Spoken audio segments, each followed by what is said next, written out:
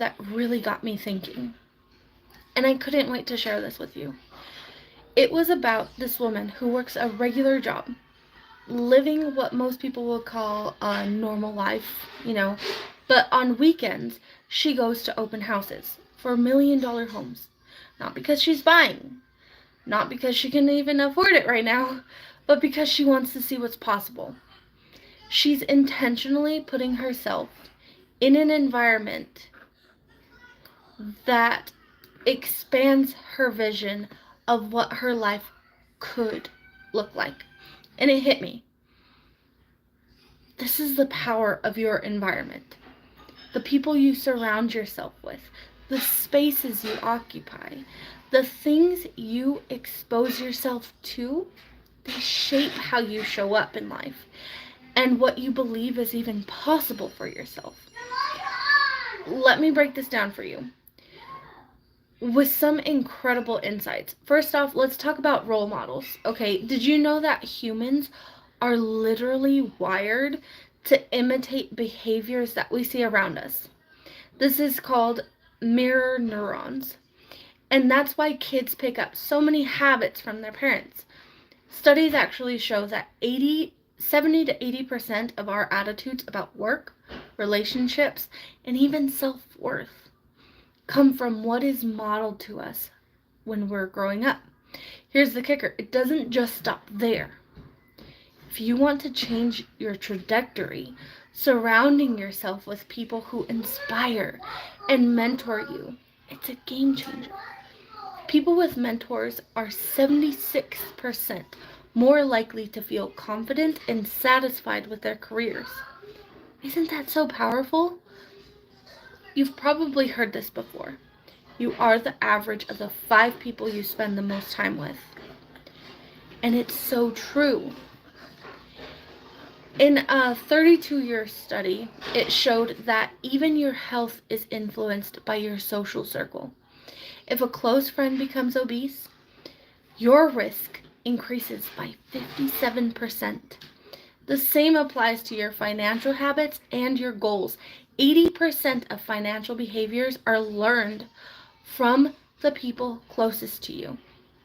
How wild. So when you take a second to think about it, who are your 5 people? Are they lifting you up or holding you back? So let's go into the woman that was touring the $1 million homes. What she's doing is surrounding herself with a vision of what's possible. Harvard research shows that children who are exposed to high-achieving individuals are more likely to improve their own life outcomes by 12%. Why? Because exposure to something greater shifts your mindset from I could never to what if I could? And that's a game changer. But it's not just about success and goals, it's also about your emotions. Did you know that emotions are contagious?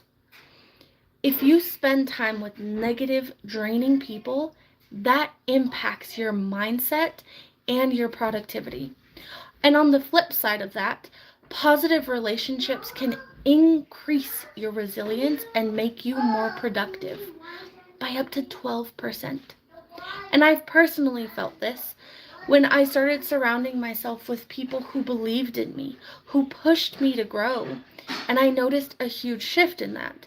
Not just in my results, but in how I felt about myself. And that matters.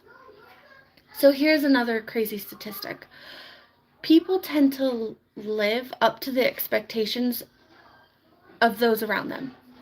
This is called the Pygmalion effect. And in one study, students were labeled as high potential. Even though the label was random, they performed better because their teachers treated them like they were capable of more. What if we did this for ourselves? What if we surrounded ourselves with people who saw our potential and encouraged us to raise to it? And I will be honest with you, there was a time when my environment didn't support me, and I was around people who doubted my dreams and played it safe. And you know what? I doubted myself too. But when I started seeking out mentors, joining communities of go-getters, and even changing the way that I talk to myself, everything started shifting. But it wasn't easy. It was worth it though. So what can you do today? To start creating an environment that helps you grow, here's a few ideas. Audit your circle. Ask yourself, are these relationships lifting me up or holding me back? It's okay to create boundaries and move people around where you need.